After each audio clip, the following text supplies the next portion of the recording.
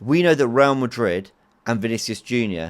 didn't attend the Ballon d'Or ceremony in protest of Rodri winning it because they felt he should have won it. Now, are Real Madrid going to, having been so strongly on Vini's side of that, now have both of them at the club? There is a tension, there's a history there with these two players, and now Real Madrid are trying to sign Rodri. Now, I want to be very hesitant when talking about this kind of stuff, but I think it'd be stupid of me to ignore it as well. Also, this headline, Mourinho accused of gaslighting for response to Vinicius's allegation of racism.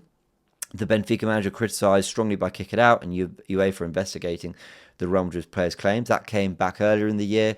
We obviously had that incident where play was stopped. You all know what happened. Even Vincent Kompany came out and spoke about it. Now, I want to be really careful with this. I don't want to use things as serious, as important as this, that are bigger than football, as a reason. Basically, I don't want to just go, well, Vinny must have a problem with Mourinho then, because we don't know what conversations have been had behind the scenes. Real Madrid have now appointed Jose Mourinho, and there has been a fallout since because of the way Jose Mourinho had spoken about it. I'm attaching no opinion to it. I'm just letting you know that this had happened, and it's a part of it. It's something that people are speaking about. The other interesting dynamic is Kylian Mbappé. Where does he fit in all this? Because this was from Goal. Real Madrid's players siding with Vinicius Jr. in fight against Xabi Alonso as Kylian Mbappé backs the manager. This was something else that did the rounds. We knew from reports, if they are to be believed, that Kylian Mbappé was very much on the side of Xabi Alonso. Didn't want him to leave. Some of the Real Madrid camp were too. But Vinny Jr. was a... No, again, I don't want to attach these sort of rumours to him either. I was about to say that Vinny was a big reason why Alonso left. No. But we know that Vinny, according to reports, was strongly against the working methods of Xabi Alonso. So interested to know how he'll fit in with Mikel Arteta.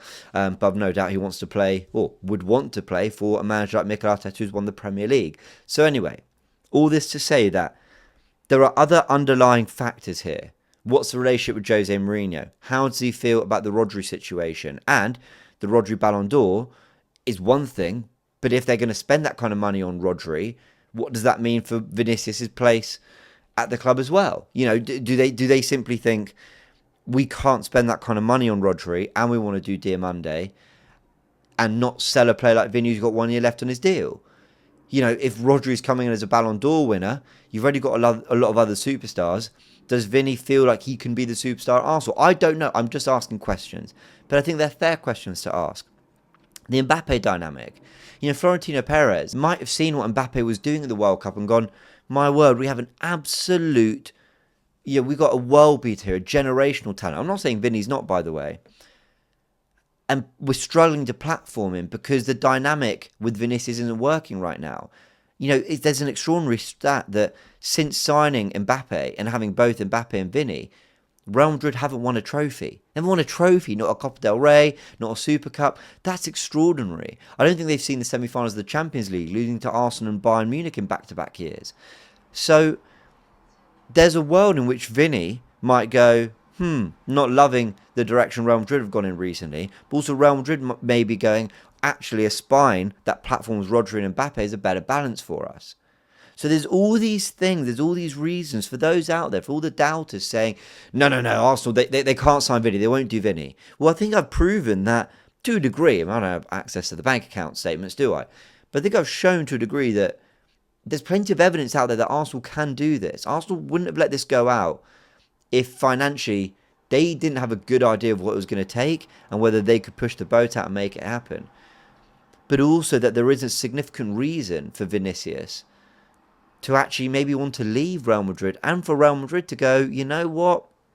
When all is said and done, actually it makes sense for us to do that too.